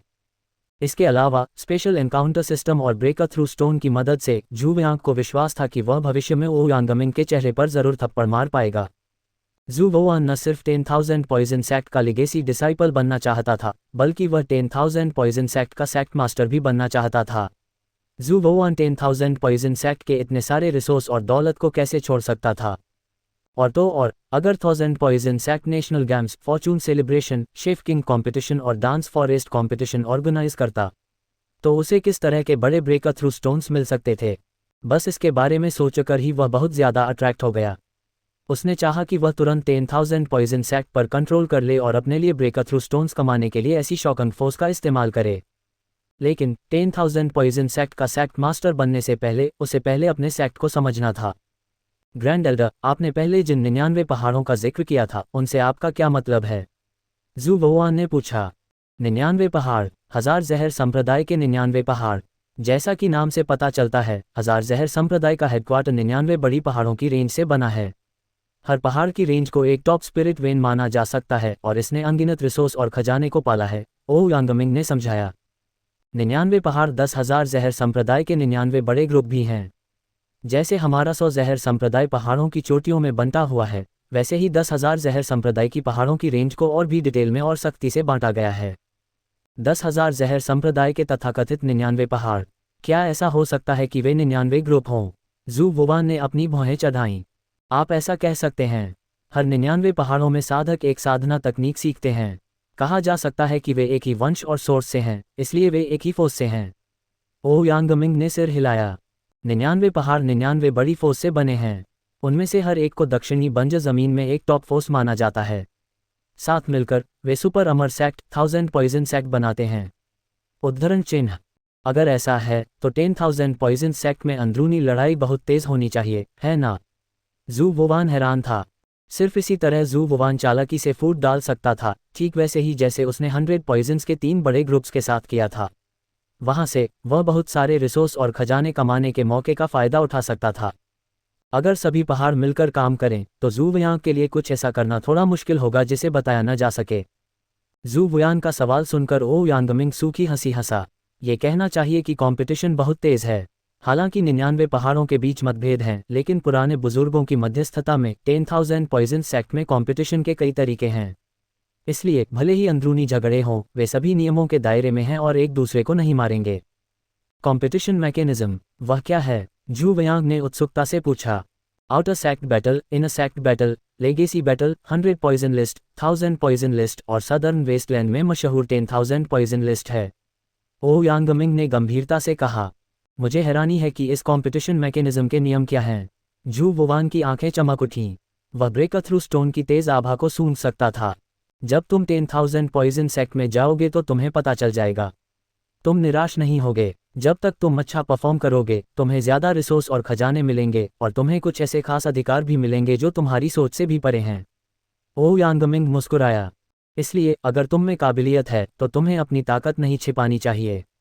तुम्हारा परफॉर्मेंस जितना शानदार होगा, 10,000 पॉइजन सैक्ट में तुम्हें उतने ही ज़्यादा फायदे मिलेंगे।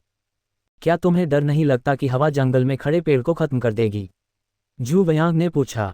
ये ठीक इसलिए है क्योंकि पुराने बुजुर्गों ने इतने सारे कंपटीशन के तरीके बनाए हैं कि जो चेले चुपके से हमला करते हैं उन्हें कड़ी सज़ा मिलती है। अगर वे पकड़े गए तो उन्हें सैक्ट से निकाल दिया जाएगा और अगर वे पकड़े गए तो उन्हें मार दिया जाएगा। ओह यांगमिंग ने अपना सिर हिलाया। इसलिए ज़्यादा चेले कुछ भी गंदा नहीं करेंगे। 1000 पॉइजन सैक्ट भी ऐसे फॉर्मेशन और पाबंदियों से भरा है जो पूरे हेडक्वार्टर पर नज़र रख सकते हैं। अगर कोई कुछ अजीब करने की हिम्मत करता है तो ज़्यादातर समय उसका पता चल जाएगा। इस मामले में ज़्यादा चिंता करने की ज़रूरत नहीं है। अगर तुम ठीक हो तो बस अपनी ताकत दिखाओ, कोई खतरा नहीं होगा। जब जू वुआन ने ओह यांगमिंग का सच्चा चेहरा देखा तो उसे अचानक अपनी बड़ी चाची की याद आ गई जो चली गई थी। जब वह कुछ साल पहले 100 पॉइजन सैक्ट में आया था तो उसकी बड़ी चाची जू वानजी बिल्कुल ओह यांगमिंग जैसी थी। उन्होंने उससे सच में कहा था कि उसे अपना टैलेंट और ताकत पूरी तरह से दिखानी होगी ताकि उसे सबसे ज़्यादा फ़ायदा हो सके। हालांकि उसे उम्मीद नहीं थी कि 100 पॉइजन सैक्ट में कदम रखते ही उसे घंटी की 9 घंटियां सुनाई देंगी। जू कबीले के पूर्वज की मौत हो गई थी। जू वुआन के पास फिर से छिपने के अलावा कोई चारा नहीं था और उसने अपनी ताकत को जितना चाहा उतना बढ़ाने की हिम्मत नहीं की। अब जब ओह यांगमिंग ने भी यही बात कही थी तो जू वानहाओ को अजीब लगा। क्या ये हो सकता है? कोई अपशकुन? लेकिन अगर यह कोई अपशकुन नहीं भी होता तो भी जू वुआन 10,000 पॉइजन सैक्ट में आने के बाद पक्का अपना टैलेंट और ताकत पूरी तरह से नहीं दिखाता। स्पेशल एनकाउंटर सिस्टम उसके हाथ में होने से उसके इम्प्रूवमेंट की स्पीड सच में बहुत तेज थी। जब तक दूसरे कल्टीवेटर उसकी असली कल्टीवेशन स्पीड जानते, वे पहली बार में ही जू वान्यू के सीक्रेट और ज़बरदस्त खजाने के बारे में ज़रूर सोचते। अगर जू वुआन अपनी ताकत दिखाना भी चाहती तो वह कुछ नियमों के अंदर ऐसा करती ताकि कोई बेकसूर आदमी बुरे इरादों वाले कुछ कल्टीवेटर के निशाने पर न आ जाए। बेशक इससे जू वुआन पर अपनी पूरी ताकत से ताकत बढ़ाने का कोई असर नहीं पड़ा। जब तक 10,000 पॉइजन सेक्ट उसे एक नॉर्मल कल्टीवेशन माहौल दे सकता था ताकि जू वुआन को उतना दबाया न जाए जितना 9 झाओ इंपीरियल पैलेस और 100 पॉइजन सेक्ट में किया गया था, जू वुआन खुश रहता। अगर उन्हें मजबूर नहीं किया जाता तो कौन खुद को दबाने को तैयार होता और पूरी तरह से आगे नहीं बढ़ पाता। जब तक वह सही समय पर सही ताकत दिखाता और ज़्यादा तुरुप के पत्ते छोड़ता तब तक काफ़ी होता। जू वानहाओ मुस्कुराया और सिर हिलाया जैसे उसने ओ यांगमिंग की बात सुन ली हो। इसके बाद जू वानहाओ ने ओ यांगमिंग मिंगी से 10,000 पॉइजन सेक्ट के बारे में और जानकारी हासिल की, जैसे कि कई टॉप नॉच धर्म मंत्र, टॉप नॉच इमोर्टल टेक्निक और टॉप नॉच इमोर्टल आर्ट्स, अनगिनत हेवन एंड अर्थ धार्मिक मंत्र, heaven and earth mystic arts और heaven and earth immortal arts थे जो टॉप लेवल से भी आगे थे। High grade spirit pills, top grade spirit pills, legendary natural treasure, अनगिनत मेडिसिनल हर्ब्स, वेस्ट पिल्स और अनगिनत स्पिरिट वेपन्स भी थे, एक मैजिक ट्रेजर जो स्पिरिट वेपन से कहीं ज़्यादा बेहतर था। बेशक हर तरह के मौके भी थे, हेवन एंड अर्थ के एकांत इलाके, पुरानी गुफाएं, खूबसूरत परियां। जू वुआन का खून एक्साइटमेंट से खौल रहा था। वह बस 10,000 पॉइजन सेक्ट की ओर तुरंत अटैक करना और पूरे सेक्ट को अपने लिए छीनना चाहता था। लेकिन जब ओ यांगमिंग ने उसे 10,000 पॉइजन सेक्ट के पावर हाउस के बारे में बताया तो जू वुआन बात मानने लगा। मैं ठीक हूँ, मैंने तुम्हें कभी नहीं बताया कि नेसेंट सोल रेल्म के ऊपर कौन सा रेल्म है। मुझे ज़्यादातर डर है कि तुम बहुत ज़्यादा एम्बिशियस हो जाओगे और अपनी कल्टीवेशन पर असर डालोगे। क्योंकि तुम पहले ही गोल्डन कोर स्टेज पर पहुंच चुके हो और 10,000 पॉइजन सेक्ट में जाने वाले हो, तो मुझे तुम्हें नेसेंट सोल स्टेज के ऊपर के रेल्म के बारे में बताना चाहिए, ओ यांगमिंग ने गंभीरता से कहा। मैंने आपको पहले ही बताया है कि जो कोई भी नेसेंट सोल स्टेज को पार कर सकता है वह पैट्रियार्क या ओल्ड मॉन्स्टर कहलाने के लायक है। उनकी उम्र 3,000 साल से ज़्यादा होती है और वे एक बड़े अमर कबीले की नींव होते हैं। Nascent soul stage cultivator superior grade और सुप्रीम ग्रेड स्पिरिट वेपन को भी रिफाइन कर सकते हैं और टॉप ग्रेड स्पेल डाल सकते हैं। उनमें ज़बरदस्त ताकत होती है। नेसेंट फायर उन टॉप ग्रेड फ्लेम्स में से एक है जिनका इस्तेमाल एलिक्सिर को रिफाइन करने के लिए किया जाता है। ओ यांगमिंग एक पल के लिए रुके और उनके चेहरे पर गंभीर भाव आ गए। नेसेंट सोल स्टेज के ऊपर सोल फॉर्मेशन स्टेज है। उन्हें महान साधक के तौर पर जाना जाता है और वे स्वर्ग और पृथ्वी की शक्ति को इकट्ठा कर सकते हैं। उनकी उम्र 5,000 साल से ज़्यादा होती है और वे दिव्य ज्ञान की शक्ति में बदल सकते हैं।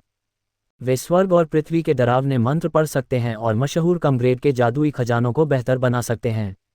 वे अमर लोगों के करीब हैं, इसीलिए सोल फॉर्मेशन दायरे के साधक ग्रैंड साधक कहलाने के लायक हैं। उनमें से हर कोई एक ग्रुप बना सकता है और स्वर्ग और पृथ्वी की अपनी समझ के आधार पर कई खास सीक्रेट तकनीकें और अमर तकनीकें बना सकता है। उन्हें अपनी पीढ़ी का ग्रैंड मास्टर कहा जा सकता है। तो फिर सोल फॉर्मेशन स्टेज से ऊपर वालों का क्या? जू वानहाओ की आवाज़ थोड़ी भारी थी। एक सोल फॉर्मेशन साधक पहले से ही इतना शक्तिशाली होता है। वह सोच रहा था कि इसके ऊपर किस तरह का धरती हिला देने वाला अस्तित्व है। सोल फॉर्मेशन स्टेज के ऊपर ओ यांगमिंग ने गहरी सांस ली। वह दुनिया के साथ ज़्यादा जुड़ा हुआ है और बहुत ज़्यादा पावर जुटा सकता है। वह समुद्र को शहतूत के खेत में और पहाड़ों को सपाट सड़क में बदल सकता है। वह एक सच्चा पावर हाउस है।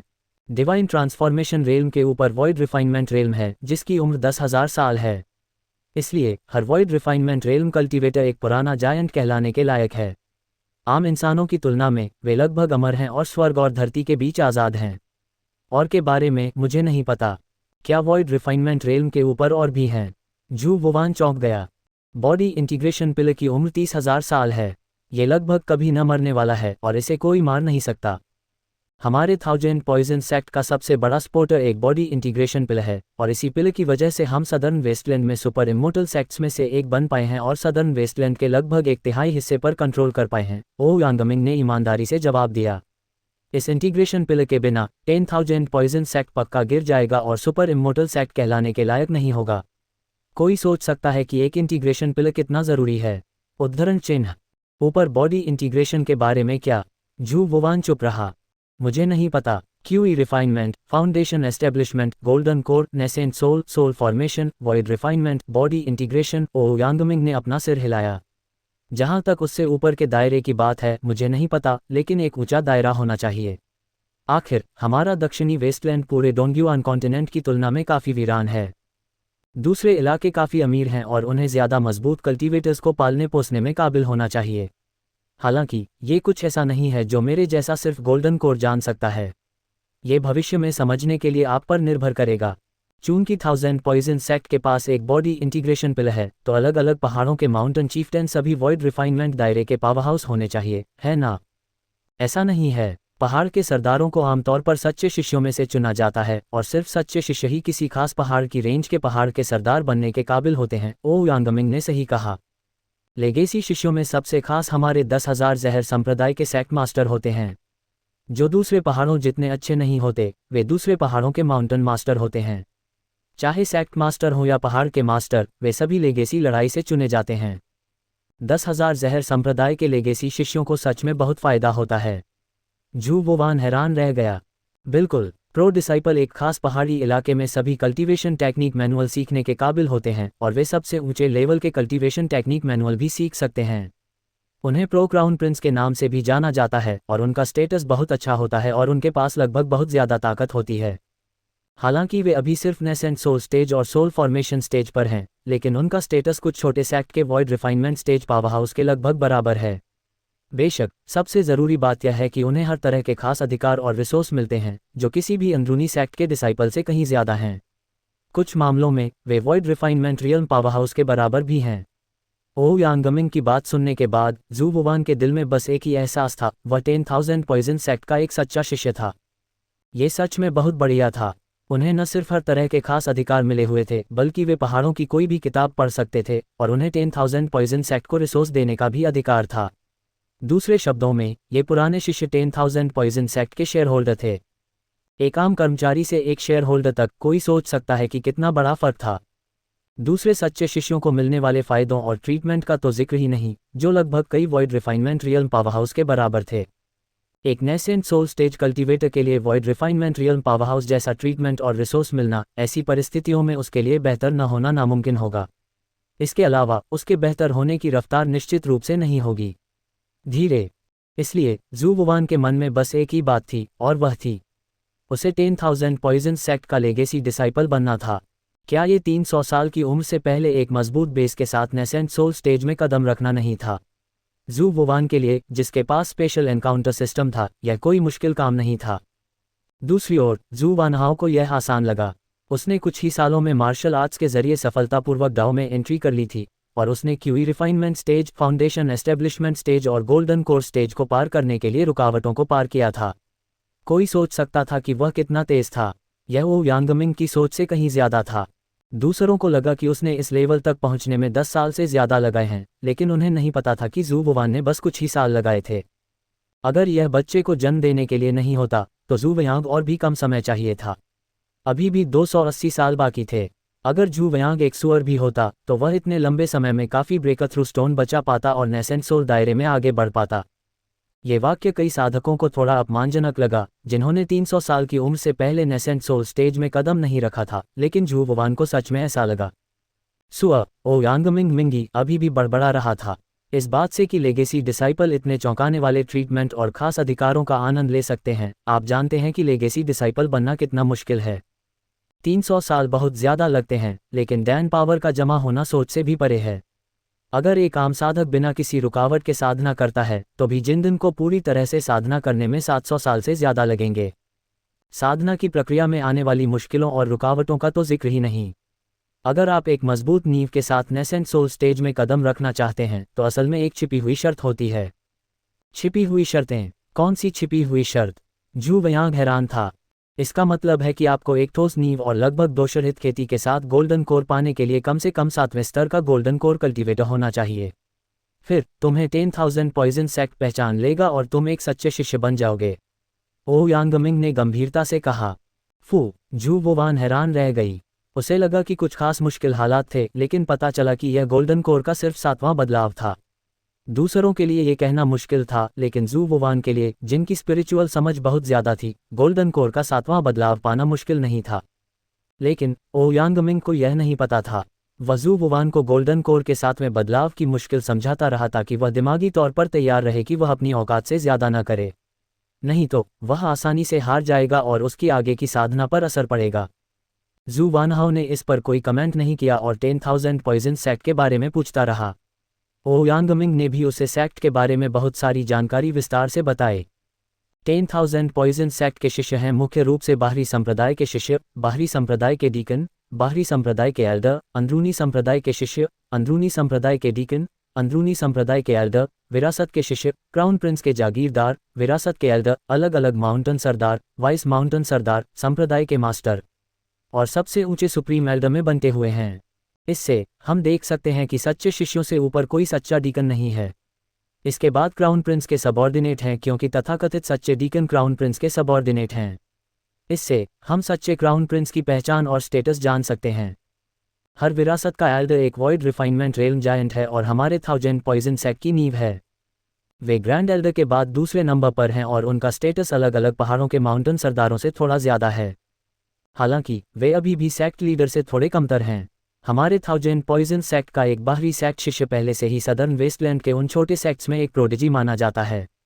एक अंदरूनी सेक्ट शिष्य का जिक्र करने की कोई ज़रूरत नहीं है। ऊपरी और बीच के सेक्ट्स के कुछ बड़े जीनियस भी उसकी तुलना नहीं कर सकते। सच्चे शिष्यों का जिक्र करने की कोई ज़रूरत नहीं है। उनमें से हर एक सदर्न वेस्टलैंड का टॉप प्रोडिजी है। वे दूसरे इलाकों के प्रोडिजीज से भी मुकाबला कर सकते हैं।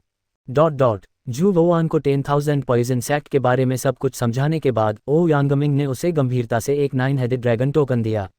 मैं ठीक हूँ, ये 9 ड्रैगन टोकन है, 9 ड्रैगन माउंटेन का एंट्रेंस टोकन जहाँ मेरे दादा 1000 साल पहले थे। इस 9 ड्रैगन टोकन से आप सेक्ट में एंटर करने के लिए बहुत सारे स्टेप्स बचा सकते हैं। आपको कुछ स्पेशल ट्रीटमेंट भी मिल सकता है और 9 ड्रैगन माउंटेन का भरोसा पहले ही जीत सकते हैं। उस समय मेरे दादाजी को 9 ड्रैगन टोकन पाने के लिए बहुत मुश्किलों से गुजरना पड़ा था। उसके बाद उन्होंने इस इलाके में लंबे समय तक खोजा लेकिन उन्हें कोई सही वारिस नहीं मिला, इसलिए उन्होंने इसे अब तक रखा। ओ यांगमिंग आह भरने से खुद को रोक नहीं पाए और वह परेशान दिखे। मैं ठीक हूँ, मुझे ये भी पता है कि आपके टैलेंट से 10,000 पॉइजन सेक्ट में शामिल होना आपके लिए मुश्किल नहीं है।